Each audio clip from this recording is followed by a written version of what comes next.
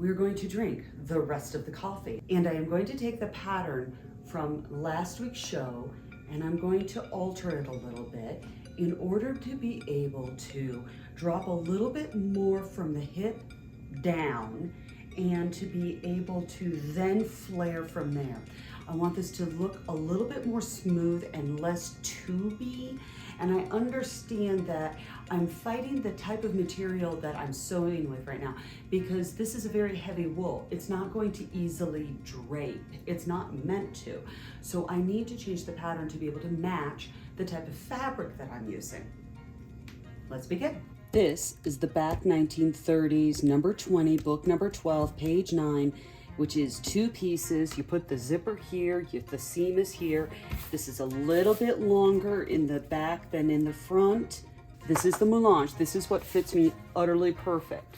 I add ease and seam allowance when I transfer this to fabric. So up to right here and up, this is a perfect fit. High hip, low hip, dropping down like the pencil skirts that I had in the other episode. The link will be at the top. I want to come down a little bit more and then come out. So I'm actually thinking right about there because this is right about the place where the cake, actually, oh, no. I know where to start this. I know where to start it. I was thinking about something else and now we're gonna do this. This is where the kick pleat would start. So this is where I want to start moving back out. Probably for the ability to walk easily. So let's take this out.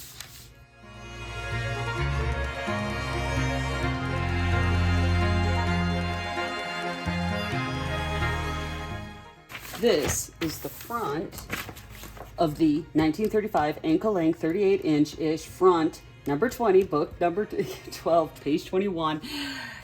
The link is at the top. All right, let's put this here. As you can see, I've got that nicely there. Now, this changes because we're gonna go back and make this one, but I'm gonna actually do it correctly from the beginning, and I'm going to add in the pocket as well with plenty of decoration, and I'm going to put in the zipper in the back. This is going to be a false front. I'm not messing around with this like I did last time. That was so miserable, and I don't think that this will lay nearly as well as if I simply have this completely sewn down with a zipper in the back. Let's make this happen.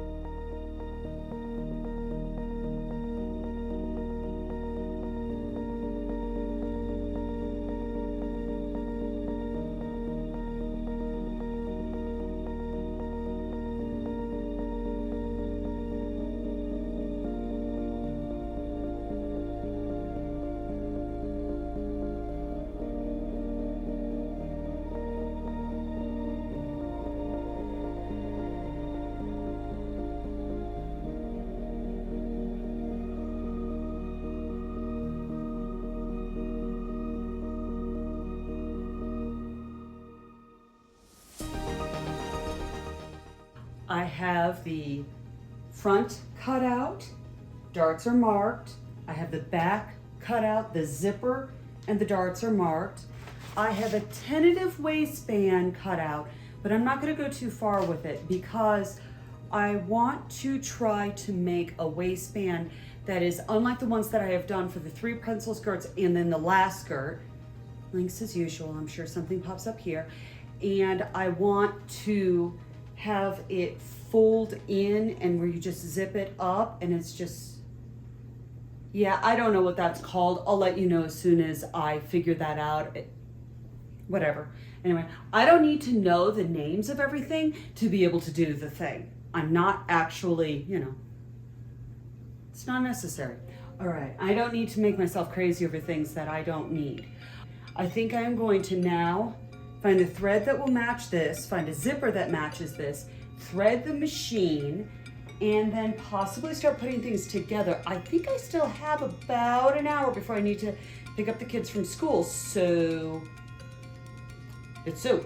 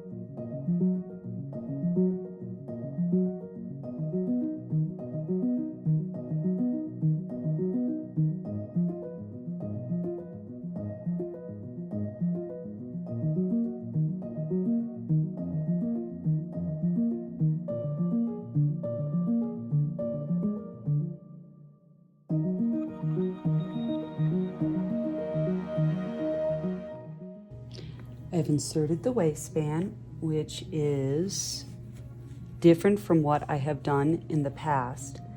Obviously it wants to flip up, and that's simple, and I have done the understitch to help with this. However, it is a heavy, heavy wool. I'm gonna come in, I'm gonna sew some of that down.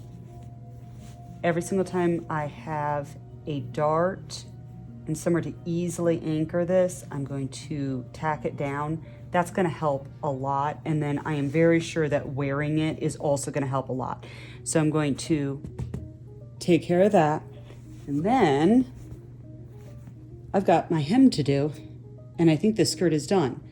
And I have ordered new lint rollers.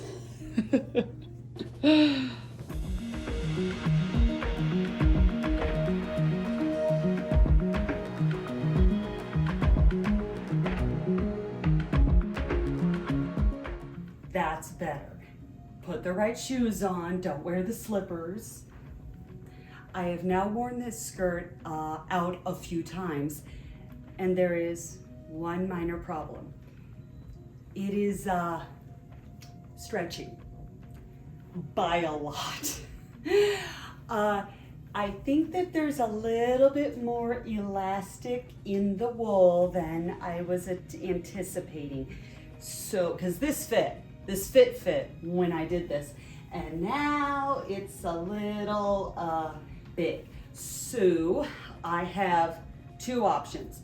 Either go in, resew the top, do better darts, and leave it.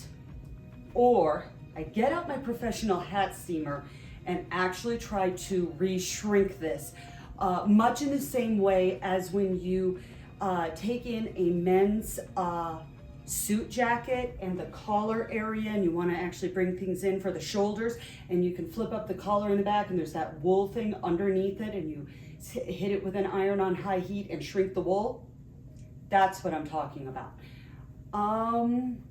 Yeah. So, but even as is, it's not going to fall off my hips because I got the hips. So anyway, other than that, I am actually really, really pleased. And if you've noticed, I very much, this technically would be a mermaid cut, a very gentle one, and that's not 1930s. However, for this material, this was the appropriate cut. I really like this. Okay, time for the next skirt.